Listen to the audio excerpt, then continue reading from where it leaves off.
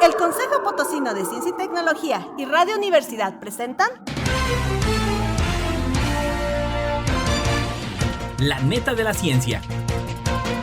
Espacio informativo sobre todo lo acontecido en ciencia, tecnología e innovación En San Luis, México y el mundo. ¡Comenzamos!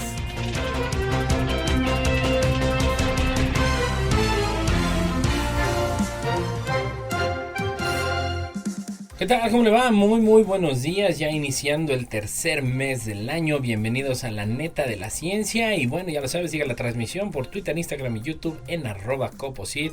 Ya lo sabe, a través del Facebook como Consejo Potosino de Ciencia y Tecnología. Saludo a todos los que nos escuchan a través del 88.5 de FM, 1190 de AM. Y ya lo sabe, todas las emisiones de La Neta de la Ciencia disponibles completamente gratis a través de Spotify.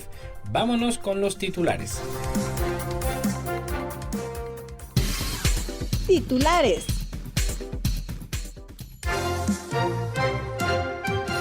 ¿Cómo contrarresta el CBD la crisis epilépticas?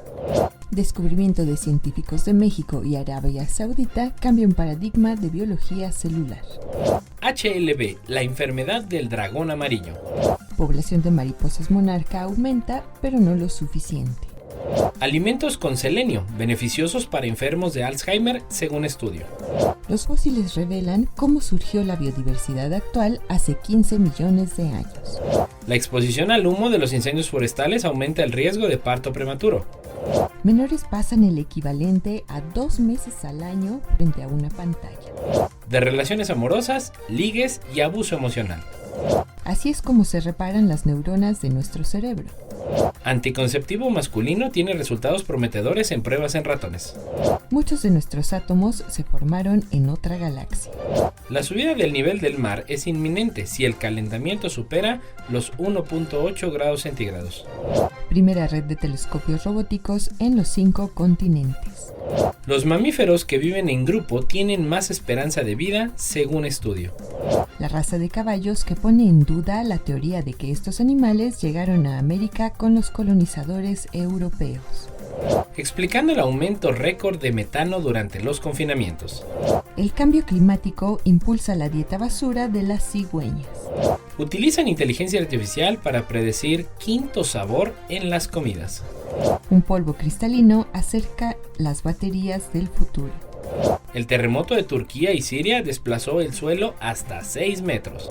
Cámara estelar captura raros espectros rojos en el pico más alto de Hawái. Las personas más ricas no siempre son las más inteligentes, según los científicos. Noticias locales. ¿Cómo contrarresta el CBD las crisis epilépticas? Por Europa Press. Un estudio revela una forma hasta ahora desconocida en la que el cannabidol, el CBD, una sustancia que se encuentra en el cannabis, reduce las convulsiones en muchas formas de epilepsia pediátrica resistentes al tratamiento. Dirigido por investigadores de la Facultad de Medicina Grossman de la Universidad de Nueva York en Estados Unidos, el nuevo estudio descubrió que el CBD bloqueaba las señales transportadas por una molécula llamada lisososfatidinositol, el LPI. Se cree que el LPI se encuentra en las neuronas, amplifica las señales nerviosas como parte de su funcionamiento normal, pero puede ser secuestrado por la enfermedad para favorecer las convulsiones. El trabajo publicado en la edición electrónica de la revista Neuron confirma un hallazgo anterior según el cual el CBD bloquea la capacidad del LPI para amplificar las señales nerviosas en una región del cerebro llamada hipocampo. Los hallazgos actuales sostienen por primera vez que el LPI también debilita las señales que contrarrestan las convulsiones, lo que explica aún más el valor de tratamiento de CBD. Nuestros resultados profundizan en el conocimiento de un mecanismo central de inducción de convulsiones con muchas implicaciones para la búsqueda de nuevos enfoques terapéuticos, afirma Richard W. Tsien, autor del estudio y director del Departamento de Fisiología y Neurología de la Universidad de Nueva York, Langone Health. El estudio también aclara no solo cómo el CBD contrarresta las convulsiones, sino más ampliamente cómo se equilibran los circuitos en el cerebro, añade Tsien. Desequilibrios relacionados están presentes en el autismo y la esquizofrenia, por lo que el trabajo puede tener un impacto más amplio. Los resultados del estudio se basan en cómo cada neurona se dispara para enviar un impulso eléctrico por una prolongación de sí misma hasta alcanzar una sinapsis, el hueco que la conecta con la siguiente célula de una vía neuronal. Cuando llega al extremo de la célula anterior a la sinapsis, el pulso desencadena la liberación de unos compuestos llamados neurotransmisores que flotan a través de la brecha para afectar a la siguiente célula en la línea. Al cruzar estas señales, animan a la célula a disparar en una excitación o la frenan, y el equilibrio entre ambas es esencial para el funcionamiento del cerebro. Un exceso de excitación favorece las convulsiones. En el nuevo estudio se analizaron varios modelos de roedores para explorar los mecanismos que subyacen a las convulsiones, a menudo midiendo los flujos de corriente eléctrica portadora de información con electrodos de punta fina. Otros experimentos analizaron el efecto de la LPI eliminando genéticamente su principal socio de señalización o midiendo la liberación de LPI tras las convulsiones. Y en esta neta desde Crónica, descubrimiento de científicos de México y de Arabia Saudita cambia un paradigma de biología celular. Durante siglos se ha considerado que existen organismos vivos unicelulares que tienen un núcleo llamados eucariontes y otros organismos unicelulares sin núcleo llamados procariontes. En este segundo grupo se encuentran las bacterias y las arqueas. Sin embargo, un hallazgo realizado por científicos de México y de Arabia Saudita y publicado en la revista Frontiers in Microbiology puede romper ese paradigma que se ha mantenido durante siglos. Por primera vez en la historia, investigadores de la Universidad Nacional Autónoma de México y de la Universidad de Ciencia y Tecnología Reid Abdullah lograron identificar y describir un nucleolo dentro de organismos unicelulares del tipo arqueas. El nucleolo es una estructura dentro del interior del núcleo celular que está formado por proteínas y por moléculas de ácido ribonucleico. Esta región es responsable de la formación de las estructuras que generan energía para las células y que se llaman mitocondrias. Como informó la periodista de ciencia Susana Paz de la Facultad de Ciencias de la UNAM, el descubrimiento tuvo su origen en la investigación de tesis doctoral de Parsifal Islas Morales bajo la asesoría del Dr. Luis Felipe Jiménez García del Laboratorio de Nanobiología Celular de la Facultad de Ciencias, y es el resultado de buscar la existencia de un nucleolo más allá de las células que tradicionalmente tienen núcleos, además de que conjuga el esfuerzo y colaboración de un equipo de trabajo de diferentes países, la diplomacia de la ciencia entre México y Arabia Saudita, el uso de una combinación de técnicas de investigación y una nueva metodología que busca unir las técnicas de la biología celular con los métodos de la biología evolutiva. Con el título Ultrastructural and Proteomic Evidence for the Presence of a Putative Nucleolus in an Archaeon, el equipo estuvo conformado además de los investigadores de la UNAM por Cristian Bulstra, Annie Cárdenas y María Mosqueira, todos de las universidades tanto en México como en Arabia Saudita. Los dos científicos de la UNAM coincidieron en que el impacto de este trabajo es que puede interpretarse como un cambio de paradigma en la biología, es decir, en la división que existe desde hace más de 100 años entre células eucariontes y procariontes sin núcleo, como señalan incluso los libros de texto que se utilizan en la secundaria y preparatoria. HLB, la enfermedad del dragón amarillo, por Crónica. El cultivo de cítricos es uno de los 3 principales en todo el mundo. En México, los cítricos son frutos de alto consumo y uno de los principales productos agrícolas de exportación. De hecho, nuestro país se ha consolidado como uno de los mayores productores de cítricos a nivel mundial, solo por debajo de China, Brasil y la India. Los cítricos se cultivan y se cosechan en 23 estados de México.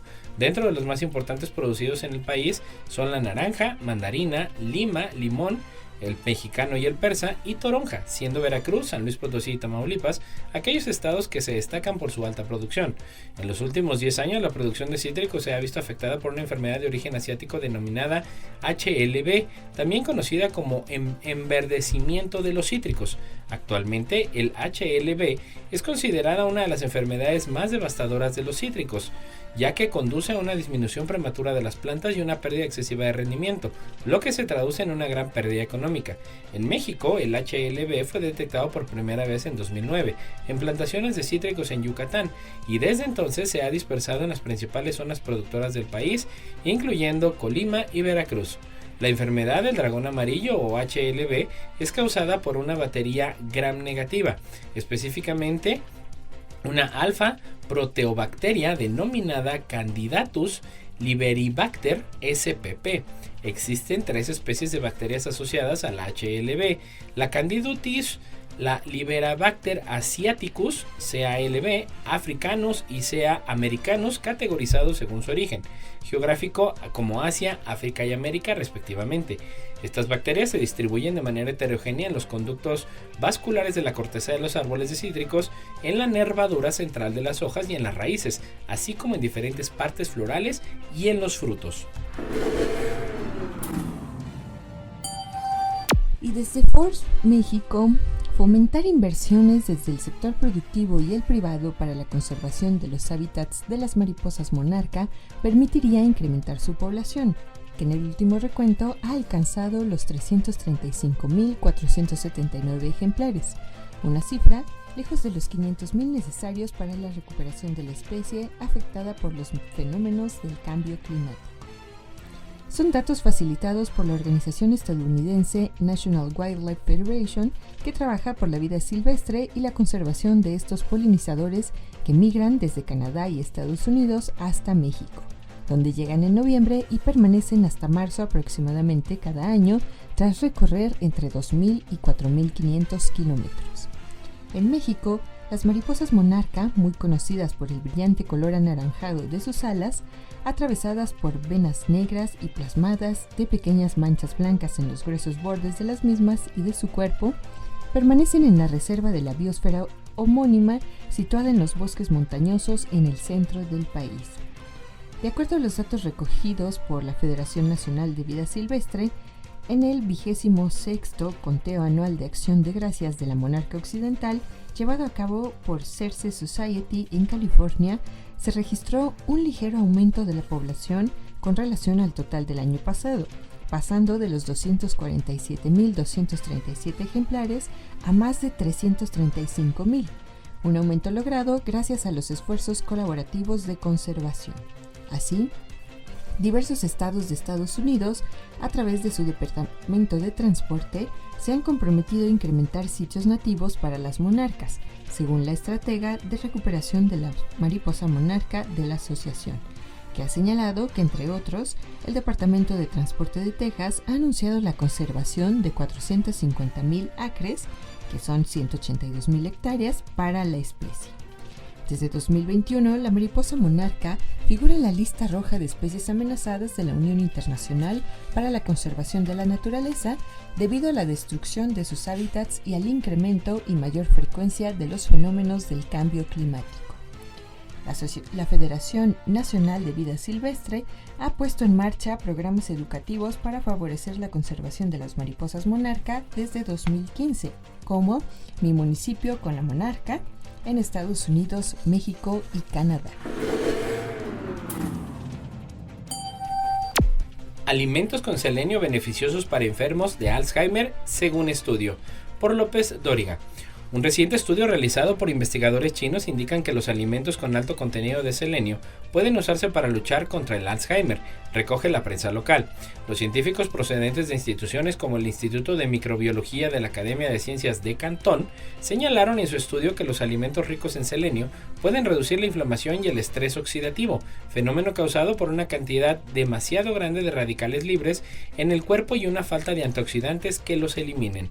El estudio, publicado recientemente en la revista científica Critical Reviews in Food Science and Nutrition, recomienda la inclusión de comidas con alto contenido de selenio en las dietas de pacientes de Alzheimer y apunta al potencial de una nueva estrategia dietética para los que sufren la dolencia.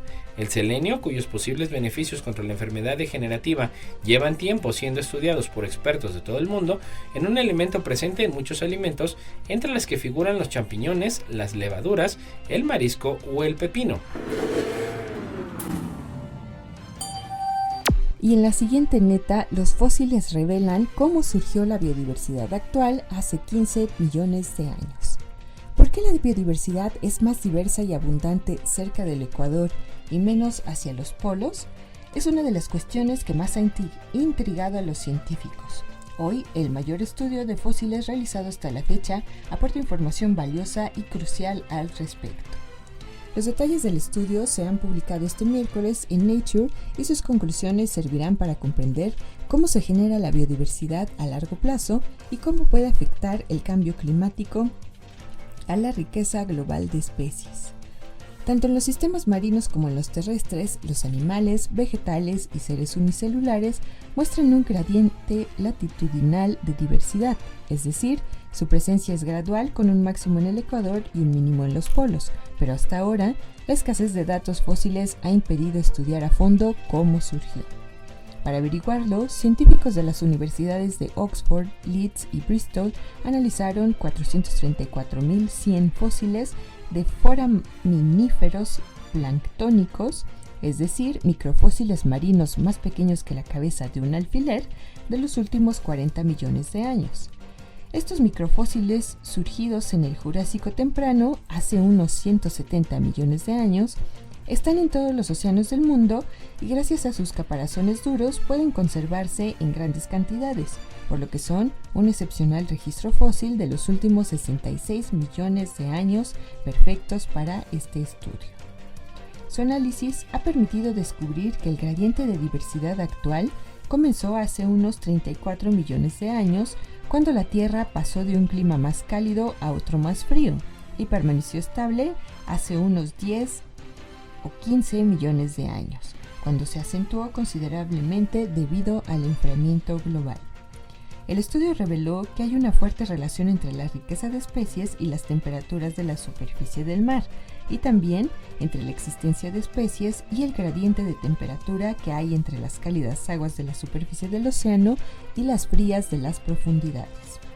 Para el equipo, estos resultados indican que la distribución actual de la riqueza de especies de foraminíferos planctónicos podría deberse a los cambios del gradiente latitudinal de temperatura que comenzó hace 15 millones de años. Además, el enfriamiento de las temperaturas marinas en las latitudes altas probablemente provocó la extinción de muchas poblaciones regionales de especies, contribuyendo al gradiente de diversidad moderno. La exposición al humo de los incendios forestales aumenta el riesgo de parto prematuro. Por Europa Press. La exposición al humo de los incendios forestales aumenta las probabilidades de una embarazada que se ponga de parto prematuramente, según un nuevo estudio publicado en el American Journal of Obstetrics and Gynecology. Los efectos perjudiciales de la mala calidad del aire en la salud de las personas están bien documentados. En el caso de las embarazadas, la investigación ha demostrado que la mala calidad del aire, como el smog, puede provocar una serie de resultados adversos, entre ellos el parto prematuro, una de las principales causas de mortalidad infantil en todo el mundo. El parto prematuro se define como el que tiene lugar antes de la semana 37 de gestación, pero el humo de los incendios forestales es especialmente nocivo para la salud porque contiene partículas muy finas que pueden penetrar profundamente los pulmones y empeorar enfermedades como el asma y las cardiopatías. Estas partículas diminutas también pueden viajar cientos y a veces miles de kilómetros desde el punto de origen del incendio forestal. Los investigadores revisaron los certificados de nacimiento y los datos de partos hospitalarios entre 2007 y 2012 de más de 2.5 millones de personas embarazadas en California, Estados Unidos, y compararon esa información con estimaciones diarias de la intensidad del humo de los incendios forestales basadas en imágenes de satélite por código postal. Los datos revelaron que desde 4 semanas antes de la concepción hasta las primeras 20 semanas de embarazo, el 86% de las mujeres embarazadas estuvieron expuestas al menos un día al humo de los incendios forestales, con una exposición media de 7.5 días. Los resultados mostraron que el humo de los incendios forestales estaba significativamente asociado con el parto prematuro espontáneo y que cada día adicional a la exposición de humo de los incendios forestales aumentaba ligeramente las probabilidades de dar a luz prematuramente. Y también desde Forbes México, nuestra siguiente neta, que pues bueno, puede ser una alarma para muchos que son padres de familia o que tenemos a cargo a algún menor.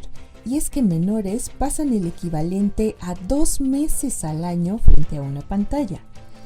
Los menores pasan fuera de las aulas unas 4 horas diarias, que es el equivalente a 2 meses al año, conectados a las pantallas. donde triunfan entre ellos las redes sociales como TikTok frente a las aplicaciones de comunicación como WhatsApp. Los datos se ponen de relieve en el estudio de Alfa a Z, educando a las generaciones digitales que elabora la plataforma CoStudio, especializada en la seguridad y control digital para las familias, que cuenta con más de 4 millones de usuarios en el mundo y que cada año radiografía el uso que los menores hacen de la red, las horas que pasan ante las pantallas, las aplicaciones y las redes que más usan o las consecuencias que puede acarrear la hiperconectividad. El estudio analiza las tendencias y el uso de las pantallas por parte de los menores con edades entre los 4 y los 18 años en 4 países, en España, Estados Unidos, Reino Unido y Australia. Y en el mismo han participado de forma anónima unas 400.000 familias, según datos facilitados por esta plataforma.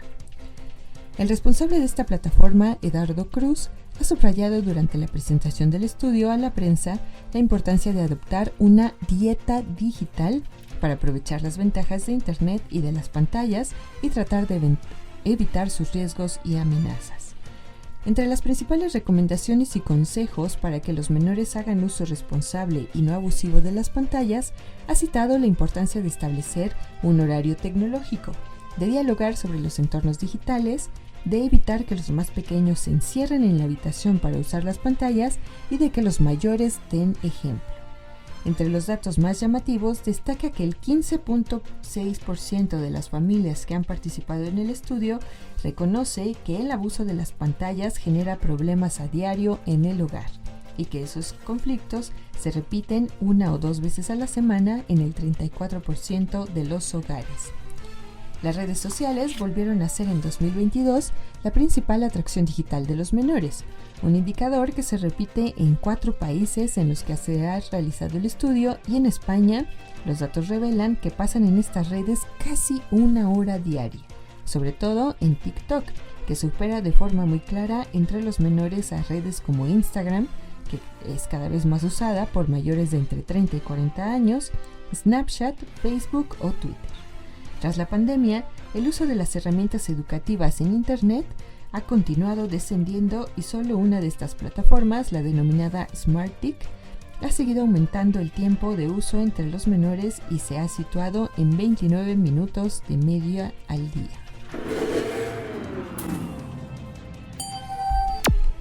De relaciones amorosas, ligues y abuso emocional, por la UNAM. Para nadie es un secreto que iniciar, establecer y perdurar en una relación amorosa es un proceso, o una serie de ellos, que implica mucha inversión emocional, en la que los puentes de comunicación, el cuidado y la empatía son claves para no salir lastimado o lastimar al otro. Al menos el 39.9% de las mujeres de 15 años o más han sufrido violencia a lo largo de su actual o última relación. El tipo de violencia más predominante fue la psicológica, con 35.4%, según datos de la Encuesta Nacional sobre la Dinámica de las Relaciones en los Hogares, el ENDIRE, en 2021 del INEGI. En este artículo se va a hablar precisamente de los términos que tienen que ver con las relaciones en las que al menos una persona sale lastimada, ganando, ghosting, amigos con beneficios, love bombing, entre otras que suelen carecer de responsabilidad afectiva. Se habla de procesos lamentablemente antiguos, nada más que no habían sido claramente identificados con un nombre común para que las personas le hablen de cualquier conversión. En psicología entran dentro de otros conceptos, pero siempre han existido estas formas de abuso emocional, estrategias dirigidas a diferentes cosas, haciendo uso de mecanismos diferentes no tan saludables en la forma de relacionarse, aseguró la doctora Rosa Sánchez Aragón, académica de la Facultad de Psicología de la UNAM.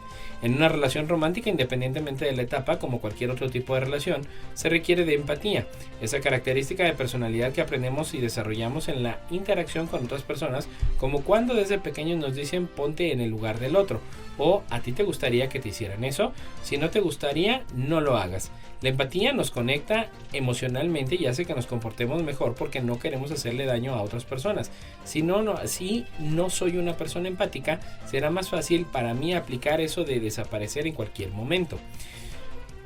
¿Te ha pasado algún momento que te apliquen el ghosting? Es decir, que la otra persona en la relación se hace el fantasma, desaparece sin previo aviso, sin dar explicaciones, deja de contestar, te bloquea de las redes y como afecto debes procesar su pérdida sin saber los motivos, sin un adiós? Creo que puede haber varias explicaciones, pero principalmente tiene que ver con no involucrarse lo menos. La gente lo utiliza porque no quiere establecer un compromiso. No el de casarse, sino el de construir alguna relación, cualquiera que sea, haciéndose responsable de sus conductas. También puede ser que tenga otras relaciones en las cuales se está moviendo, donde el otro ya no cabe en ese conjunto de relaciones superfluas porque le exige más de lo que está dispuesto a dar y no quiere decirle. Otra explicación es que la forma de ser de las personas existen los estilos de apego y dentro de ellos está el apego-rechazo, es decir, que aprendió a partir de su interacción con un cuidador primario, pero no era importante, a no tener expectativas altas de gratificación, a que no le brindaran seguridad, apapacho y cariño cuando lo necesitaba. Entonces aprendió de manera sistemática a que la forma de relacionarse con el otro es a través del rechazo. El no me importas. Hay personas que buscan formas indirectas de dar terminadas las relaciones para no tener que confrontar o enfrentar con responsabilidad que el otro no se sienta bien, a pesar de la decisión de ya no querer estar en la relación. Eligen el camino fácil al usar medios como un mensaje a través de un amigo o que lo entienda por la falta de comunicación. El bloqueo, comenta la académica. El love bombing, bombardeo de amor en español, suele ser una característica para la conquista o cuando inicia una relación. Poco a poco esos detalles, esas formas que socialmente se han aceptado para mostrar interés, van reduciendo, desapareciendo o intercambiando por otras formas o acuerdos a los que se llega como pareja. Para algunas personas es muy difícil dejar de tener los beneficios de esta etapa y no aceptan continuar en una relación en la que ya no hay el mismo nivel de bombardeo porque son adictos a la adrenalina del enamoramiento y la conquista.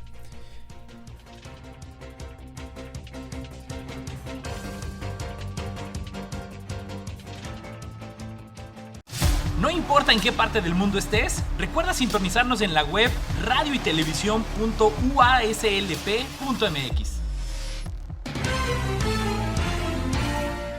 Anticonceptivo masculino tiene resultados prometedores en pruebas en ratones. Por Forbes, México. Un fármaco anticonceptivo experimental y probado en ratones reduce de forma rápida y temporal la fertilidad masculina en esos animales, al detener por unas horas la capacidad de movimiento de los espermatozoides.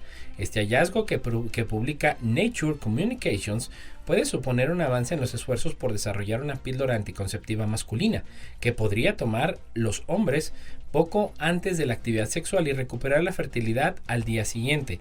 El estudio, coordinado por Jochen Buck de Weill Cornell Medicine en Estados Unidos, descubrió que los inhibidores solubles de una enzima llamada adenilil ciclasa, SAC, pueden reducir la motilidad de los espermatozoides en ratón y en humanos. SAC es una enzima esencial para activar la capacidad de los espermatozoides de nadar y madurar, de modo que puedan viajar por el tracto reproductor femenino y fecundar un óvulo. El equipo desarrolló un compuesto llamado TDI 11816 que inactiva la SAC. Inyectado a ratones hace que produzca espermatozoides que no puedan impulsarse hacia adelante e impedía su maduración. El compuesto no interferiría con el comportamiento sexual de los animales, pero la fertilidad se eliminaba en las horas siguientes a la administración del fármaco. Una única dosis de este compuesto inmoviliza los espermatozoides de ratones hasta 2 horas y media. A las 3 horas, algunos espermatozoides empiezan a recuperar la motilidad y a las 24 horas casi todas han recuperado el movimiento normal. La eficacia anticonceptiva era del 100% en las 2 primeras horas y del 91% en las 3 primeras horas. El estudio indica que no se observaron efectos negativos para la salud cuando estos fármacos se administraron de forma continuada durante 6 semanas. Aunque en la mayoría de los experimentos el fármaco se administró como inyección, los autores también vieron que la motilidad espermática de los ratones se reducía a niveles similares tras la administración oral.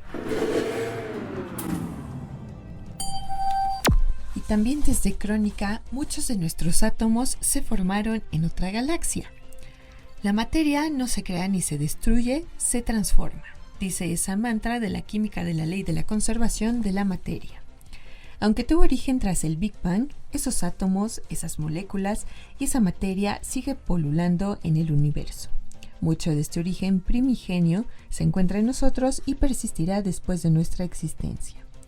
Esa es la premisa de la charla La danza cósmica de los elementos, impartida por Mónica Rodríguez, investigadora del Instituto Nacional de Astrofísica, Óptica y Electrónica, INAOE, durante su participación en el ciclo Noticias del Cosmos de El Colegio Nacional. Esos átomos que habitan nuestro cuerpo, añadió, no son los mismos desde que nacimos, van cambiando. Por otra parte, asombrosamente un mismo tipo de átomo es exactamente igual que otro. En relación al título de la charla, la científica se preguntó, ¿acaso los átomos bailan? No, pero se parece más bien a un slam donde unos chocan con otros. Por ello decimos que pueden bailar. Esta danza metalera, los átomos pueden combinarse en moléculas que pueden dar paso a cosas más complejas como la vida. Esta historia inició hace 13.800 millones de años, cuando se formó el universo con el Big Bang, dijo la científica, quien estuvo acompañada de Luis Felipe Rodríguez, uno de los coordinadores del siglo. En estos momentos, el universo era como una sopa de energía muy densa y caliente que se expandió y enfrió, y a partir de la cual se formaron los primeros neutrones, protones y electrones. Eran los primeros minutos del universo cuando entonces surgió la nucleosíntesis primordial. Esto permitió la formación de hidrógeno y helio en el universo, elementos que generaron las primeras estrellas, aunque muy densas y masivas. No obstante, añadió la experta, dio paso a la formación de elementos más pesados que se incorporaron a otras estrellas y planetas como la Tierra. Pero antes de llegar a la Tierra, la astrónoma explicó cómo es que esos átomos pueden llegar desde el otro lado del universo y desde otras galaxias. La más clara es la fusión de galaxias, fenómeno común en el universo y que ha dejado rastros en nuestra Vía Láctea.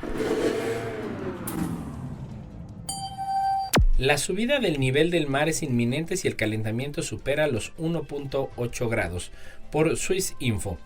Aunque la mayoría de las poblaciones costeras del mundo se prepara ya para la subida del nivel del mar, consensuar medidas para evitar catástrofes está siendo extremadamente difícil porque no hay consenso sobre a qué ritmo se producirá el deshielo de las capas de la Antártica y la Antártida. Ahora, un nuevo estudio publicado en días pasados en Nature Communications advierte de que la pérdida irreversible del hielo de la Antártida y Groenlandia y la correspondiente subida del nivel del mar pueden ser inminentes si no se estabiliza el calentamiento global por debajo de los 1.8 grados centígrados en relación a los niveles preindustriales. El deshielo de las capas de hielo es potencialmente el factor que más contribuye al cambio del nivel del mar e históricamente el más difícil de predecir porque la física que rige su comportamiento es muy compleja. De hecho, las últimas proyecciones de modelos climáticos presentadas en el sexto informe de evaluación del Grupo Intergubernamental de Expertos sobre el Cambio Climático, la IPCC, no se ponen de acuerdo sobre la rigidez con que las principales capas de hielo responderán al cambio climático. En paralelo, los modelos informáticos que simulan la dinámica de las capas de hielo de Groenlandia y la Antártida a menudo no tienen en cuenta el hecho de que el deshielo de la capa de hielo afectará a los procesos oceánicos que a su vez pueden retroalimentar la capa de hielo y la atmósfera, añade Jong Park en el Centro de Física de Clima IBS de la Universidad Nacional de Pusan en Corea del Sur. Y también en las siguientes netas internacionales, el Instituto de Astrofísica de Andalucía ha culminado el desarrollo de la red BOOTS, la primera red de telescopios robóticos con estaciones en los 5 continentes. Con instalaciones en España, en donde hay 2 estaciones, Nueva Zelanda, China, México, Sudáfrica y Chile, BOOTS, acrónimo en inglés de Observatorio de Estallidos y Sistema de Exploración de Fuentes Esporádicas Ópticas, constituye la red más completa de su clase y un recurso único y totalmente automatizado para combinar datos de instrumentos de todo el mundo, vigilar el cielo y apoyar las observaciones de misiones y satélites. La red BOOTS está gestionada por el IAA, con fuerte implicación de la Universidad de Málaga y con colaboración con otras entidades españolas como el Instituto Nacional de Técnica Aeroespacial y la Universidad de Huelva e internacionales. Su objetivo principal reside en observar rápidamente y de forma autónoma lo que se conoce como fuentes transitorias, objetos astrofísicos que no presentan una emisión permanente en el tiempo, sino que emiten luz de forma breve, intensa y repentina. La detección de estos eventos suele realizarse desde el satélite y Boots proporciona una respuesta automatizada en tiempo real que permite su caracterización. La red contribuirá al estudio de los estallidos de rayos gamma que constituyen los eventos más energéticos del universo y que se asocian con la muerte de estrellas muy masivas. Su detección suele producirse a través de satélites que informan del estallido a la comunidad científica para que el evento pueda estudiarse en detalle. La existencia de una red de telescopios robóticos de muy rápido apuntado como Boots representa un complemento idóneo a la detección por satélite. Y de hecho, Boots también trabajará en el seguimiento y monitoreo de fuentes emisoras de neutrinos y ondas gravitacionales, o incluso de objetos como cometas, asteroides, estrellas variables o supernovas, pero también vigilará el cielo tanto en el seguimiento de basura espacial como en el de objetos potencialmente peligrosos que puedan suponer una amenaza para nuestro planeta. Los mamíferos que viven en grupo tienen más esperanza de vida según un estudio. Por F. Los mamíferos que viven en un grupo tienen por lo general una esperanza de vida más larga que los que viven en solitario, según ha descubierto un equipo de investigadores chinos a partir del análisis de 1000 especies diferentes. Normalmente la organización social de los mamíferos se divide en 3 categorías básicas: solitarios, en pareja o en grupo, explicó el investigador del Instituto de Zoología de la Academia de Ciencias de China, Zhou Xuning, citado por la agencia oficial Xinhua. La gran diferencia en esperanza de vida que hay entre las distintas especies de mamíferos, de los menos de 2 años de las musarañas a los más de 200 años de la ballena boreal, ha sido objeto de numerosas investigaciones, pero enfocadas en su mayoría a diferentes grupos dentro de una sola especie. Los científicos chinos que desarrollaron este estudio, publicado en la revista Nature Communications, realizaron un análisis filogenético comparativo con 1 millar de especies de mamíferos, entre ellos el elefante africano, el lemur, murciélagos de herradura y duogongos, basándose en los 3 tipos de organización social y la longevidad. Además, estudiaron genéticamente 94 especies concretas, encontrando 31 genes y secuencias metabólicas relacionadas con el sistema inmune y con las hormonas, indicó Xu, quien ha dirigido la investigación. Los niveles de expresión y evolución de esos genes, según el científico, guardan una significativa correlación con la organización social y la longevidad y podrían tener implicación en la asociación entre ambos factores. Como ejemplo, el estudio cita una solitaria especie de musaraña cuyo peso y otras características son similares a las de los murciélagos de herradura que viven en grupo. Los primeros viven solo unos 2 años y los segundos llegan a vivir hasta 30 años. La investigación mostró asimismo que el grado de evolución de una esperanza baja a una alta de vida dentro de una misma especie es mayor en aquellas que viven en grupo. Y desde BBC Noticias, el caballo Ojibwe Spirit en peligro de extinción, la raza, también conocida como el pony indio Lac-la-Croix, es una única raza de caballo autóctona conocida en Canadá. El hecho de que la raza haya sobrevivido se debe a un evento que Snow describe en una de sus pinturas. Es una historia que podría haberse escrito en Hollywood. En 1977 solo quedaban 4 yeguas en la isla en Lac-la-Croix, al noreste de Ontario. Tras considerar que los animales salvajes eran un riesgo para la salud, los funcionarios de salud canadienses hicieron planes para sacrificarlos. Desde entonces, el manejo cuidadoso y la cría selectiva han revivido al caballo Ojibwe, que ahora cuenta con alrededor de 180 ejemplares y están de vuelta en Canadá. Esa historia cuenta que los caballos una vez corrieron libremente por el continente antes de extinguirse durante la última edad de hielo hace miles de años y que permanecieron ausentes hasta que llegaron los europeos. Sin embargo, según las historias orales indígenas y las creencias espirituales, los caballos siempre han estado en el continente, al que conocen como Isla Tortuga, y las investigaciones recientes, aunque cuestionadas por la ciencia convencional, pueden respaldarlos. Los españoles trajeron caballos a lo que ahora es México en 1519, pero la investigación de la doctora Yvette Running-Horse-Collin cita relatos escritos en español que sitúan las manadas de lo que ahora es Georgia y las Carolinas en 1521. prueba argumenta de que los caballos estaban aquí antes que los europeos. Como apunta Colin, hubiera sido imposible que esos caballos españoles se hubieran multiplicado y viajado tan lejos en tan solo 2 años. Cuando se trata del caballo Ojibwe Spirit, según la Sociedad de Caballos Ojibwe, las pruebas de ADN muestran que son una raza separada de los caballos introducidos en América del Norte por los europeos.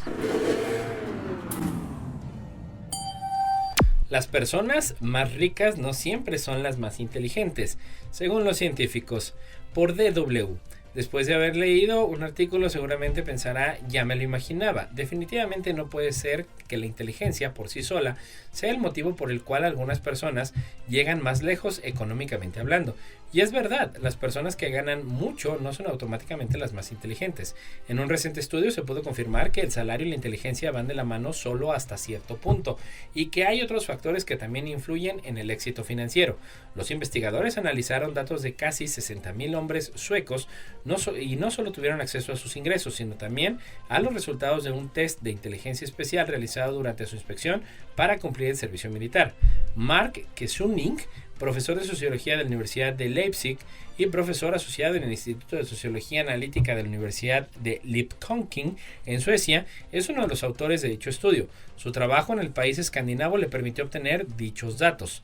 Mientras que el ingreso anual fue fácil de registrar, la inteligencia en cambio fue más difícil. Los 60,000 suecos que examinaron, Kessuning y su equipo habían realizado el mismo procedimiento entre los 18 y los 19 años, la llamada prueba de calificación de las Fuerzas Armadas que el ejército sueco usaba para evaluar las habilidades cognitivas de los jóvenes. Kessuning lamenta que las mujeres estén completamente excluidas de su estudio. No nos parece nada bien, solo lo hicimos debido a que la base de datos que estaba disponible, ya que las mujeres no fueron examinadas para el ingreso al ejército, afirmó el sociólogo. Los investigadores también consideraron exclusivamente los datos de años en los que todos los hombres suecos tuvieron que pasar por la prueba de aptitud para el servicio militar a fin de evitar riesgo de sesgos. Relacionamos las mediciones de inteligencia de la prueba para el servicio militar con las condiciones de éxito en el mercado laboral de su vida posterior, explicó Kessuning en un comunicado. En términos concretos, esto significa que este investigador y sus colegas realizaron un seguimiento de los ingresos anuales de los hombres durante un periodo de 10 años, cuando tenían entre 35 y 45 años, y calcularon sus ingresos promedios. Los resultados arrojaron que hay 3 segmentos diferentes del mercado laboral, según el investigador. Hasta una cierta cantidad de ingresos, el salario y las capacidades cognitivas no parecen estar vinculadas, es decir, las personas ganan más sin que los investigadores puedan observar que su capacidad cognitiva sea mayor. En el 50% superior de los que participan en el mercado laboral, vemos un vínculo muy fuerte entre ingresos y habilidades cognitivas. Sin embargo, la correlación desaparece a partir de ingresos en torno a los 60,000 euros, el aumento de los ingresos que ya no va acompañado de un aumento de capacidades cognitivas. Llegamos a un límite, explica el científico. Según el estudio del sociólogo, el 1% de los que más ganan, con unos 200,000 euros anuales, obtienen casi el doble que el resto, pero los primeros, un poco menos inteligentes, afirmó Kessuning. En resumen, esta es la buena noticia: el jefe de una empresa recibe más salario, pero no necesariamente es más inteligente que los trabajadores a su cargo. Y la mala noticia es que posiblemente el mismo jefe haya tenido más suerte o mejores conexiones que le facilitaron ascender en su carrera. Por otra parte, también factores complementarios que puedan ayudar más al éxito financiero: la resiliencia al estrés y el buen trato hacia los demás. Y pues bueno, continuamos también con las netas relacionadas al cambio climático. Y es que las cigüeñas planean en formación y vuelan en círculos sobre un vertedero situado en las faldas de la Sierra de Guadarrama, al norte de Madrid. Luego llega un camión de basura y descarga su contenido. Una a una se lanzan al suelo. Ha llegado el desayuno. Las cigüeñas europeas solían volar hacia el sur, a la región africana del Sahel, para pasar el invierno, haciendo escala en España durante el trayecto. Pero con el aumento de las temperaturas provocado por el cambio climático y la abundante comida disponible en los vertederos al aire libre, la mayoría de las cigüeñas adultas ya no realizan este viaje largo y agotador y se quedan en Europa. En el vertedero Colmenar Viejo de Madrid, alrededor de 100 camiones al día vierten desechos domésticos en un cráter que luego las excavadoras cubren con arena. Cientos de cigüeñas blancas han construido nidos de hasta 1.8 metros de diámetro en los techos y en el campanario de la iglesia cercana. Incluso hay nidos en las farolas. Esto es un paraíso para las cigüeñas porque tiene hierba, pastos y luego el vertedero. Así que aquí lo tienen todo, según afirma Alejandro López García, quien estudia la población de cigüeñas de Madrid para su doctorado en la Universidad Complutense de Madrid. Según un censo realizado en el otoño de 2020, los investigadores encontraron en España 36.217 de las aproximadamente 450.000 cigüeñas blancas de Europa. Es probable que las temperaturas sigan subiendo, lo que significa que cada vez más aves se sentirán atraídas a Madrid durante el invierno. Otras especies, como las golondrinas, ya no migran más al sur, a África. Los investigadores de la Universidad Técnica de Zúrich pronosticaron que la temperatura media en el mes más frío de la capital española aumentará 3.1 centígrados para 2050. Los efectos negativos de la dieta basura de las cigüeñas también alcanzan a las poblaciones humanas. Las cigüeñas de toda Europa seguirán volando al sur durante el invierno, pero si se alimentan en basurero, los productos químicos potencialmente tóxicos de los que se alimentan pueden transferirse a los embalses y fuentes de agua potable en los que las aves se detienen en el camino. También hay una tendencia clara de que las cigüeñas ahora están construyendo sus nidos lejos de los humedales tradicionales para hacerlos en zonas urbanas adyacentes, añade López García. Estas grandes aves son ferozmente leales a sus lugares de nidificación y volverán a ellos año tras año, concentrando sus poblaciones alrededor de los vertederos de toda España. Utilizan inteligencia artificial para predecir quinto sabor en las comidas. Por F. Una investigación internacional utiliza la inteligencia artificial para predecir el umami o quinto sabor en las comidas, que se está asociando a las proteínas de los alimentos y tiene un papel protagonista en la regulación de la ingesta. El umami o quinto sabor se asocia con el contenido de péptidos y proteínas de los alimentos, por lo que desempeña un papel crucial en la regulación de la ingesta rica en proteínas, fundamentales para el bienestar humano. La Universidad de Granada, UGR, en el sur de España, ha participado en este estudio internacional y que se ha conseguido mediante inteligencia artificial predecir el sabor umami en los ingredientes de las comidas.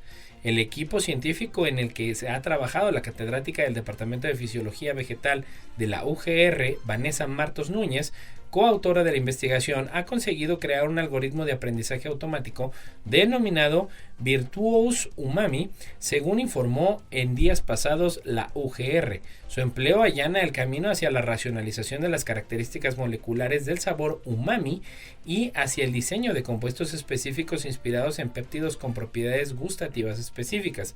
La herramienta desarrollada toma una entrada a la estructura de la molécula de consulta y la convierte en un formato adecuado legible por computador, y a continuación predice el sabor umami utilizado el modelo de aprendizaje automático. El proyecto que dirige Vanessa Martos, coordinado por el Politécnico de Turín en Italia, une las ciencias agroalimentarias y la inteligencia artificial. Y en nuestra siguiente neta, investigadores alemanes han descubierto una clase de material con una conductividad superior a la media, que juzgan un paso decisivo en el desarrollo de baterías de estado sólido de alto rendimiento. Las baterías del futuro tendrán que satisfacer grandes expectativas, tendrán que ser más ligeras y rendir mejor, tener una vida útil más larga, ser más seguras y también menos propensas a errores. Científicos de todo el mundo persiguen estos objetivos utilizando tecnologías de estado sólido. Las baterías de estado sólido no contienen líquido, a diferencia de las baterías recargables tradicionales, en las que los iones de litio se mueven a través de un electrolito líquido desde el ánodo al cátodo y viceversa. En cambio, el electrolito de las pilas de estado sólido es una sustancia sólida que no puede derramarse ni quemarse. Además, este electrolito sólido ayuda a reducir el peso de la batería, por lo que en teoría es una alternativa ideal. El resultado de sus esfuerzos es un polvo cristalino que es un conductor de iones de litio superior a la media. No contiene azufre, sino fósforo, aluminio y una porción comparativamente alta de litio. Las mediciones de laboratorio han demostrado que esta clase de sustancia, hasta ahora ignorada, tiene un alto nivel de conductividad. El terremoto de Turquía y Siria desplazó el suelo hasta 6 metros. Por Europa Press. Imágenes por satélite han revelado desplazamientos de tierra de hasta 6 metros por los graves terremotos ocurridos en Turquía y Siria, con fracturas de terreno a lo largo de unos 250 kilómetros. El análisis fue realizado por investigadores del Centro Aeroespacial Alemán, DLR, que analizaron y visualizaron datos de satélite radar europeo Sentinel-1. En la imagen, la fractura más grande en el sur del área afectada es consecuencia del terremoto principal que se produjo en la madrugada del 6 de febrero de 2023. La segunda fractura, que se encuentra al norte de la primera, fue causada por la fuerte réplica que se produjo durante la mañana del mismo día. Las zonas azules representan el movimiento en dirección este y las rojas el movimiento en dirección oeste, informa el DLR en un comunicado. Ambas regiones en las que se produjeron los terremotos pertenecen geológicamente a la falla de Anatolia Oriental, donde chocan las placas de Anatolia y de Arabia.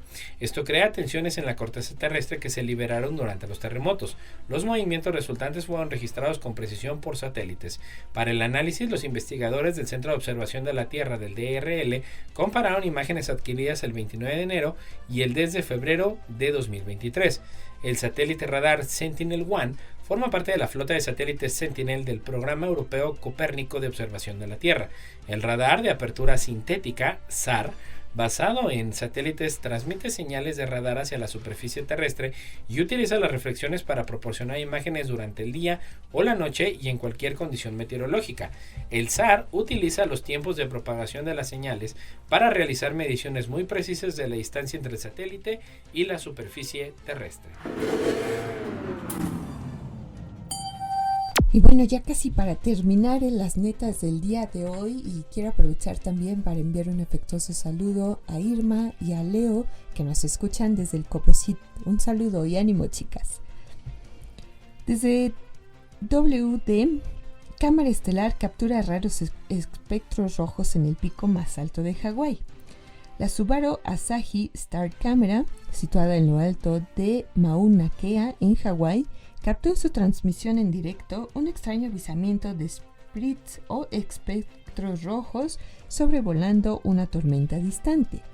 Según la descripción del video en la cuenta del telescopio Subaru, situado en el pico más alto de Hawái, la descarga eléctrica ocurrió en la noche del 5 de febrero. Para apreciar el fenómeno, que sucede en fracciones de segundo, la primera parte del video está en 0.25 veces la velocidad, mientras que la segunda parte está en 0.1 veces la velocidad con una vista ampliada, asegura en la descripción. Los espectros rojos son descargas eléctricas a gran escala que se producen a gran altura por encima de las nubes de tormenta, a veces a 50 o 90 kilómetros de altitud, normalmente provocadas por las descargas de rayos positivos entre una nube de tormenta subyacente y el suelo, de acuerdo con Universe Today. Según el Departamento de Ciencias de la Tierra y el Espacio de la Universidad de Washington, el color rojo de los espectros procede de la excitación del nitrógeno molecular de la atmósfera causada por la descarga de las nubes de tormenta. La primera vez que se registró uno fue hace relativamente poco, en 1989, aunque las leyendas de las luces escarlatas se han contado anecdóticamente durante siglos. Una de las grandes dificultades para captar una, además de que se producen a gran altura, obedece a que estos raros fenómenos duran tan solo unas décimas de segundo y a menudo quedan ocultos por las nubes de tormenta. Por suerte, la Subaru Asahi Star Camera estaba escaneando el cielo nocturno y captó, para nuestro deleite de los ojos, y captó suavemente su visita a la Tierra.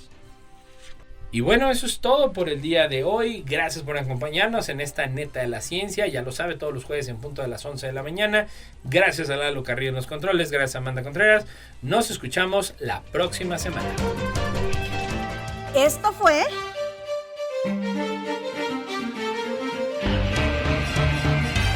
La neta de la ciencia.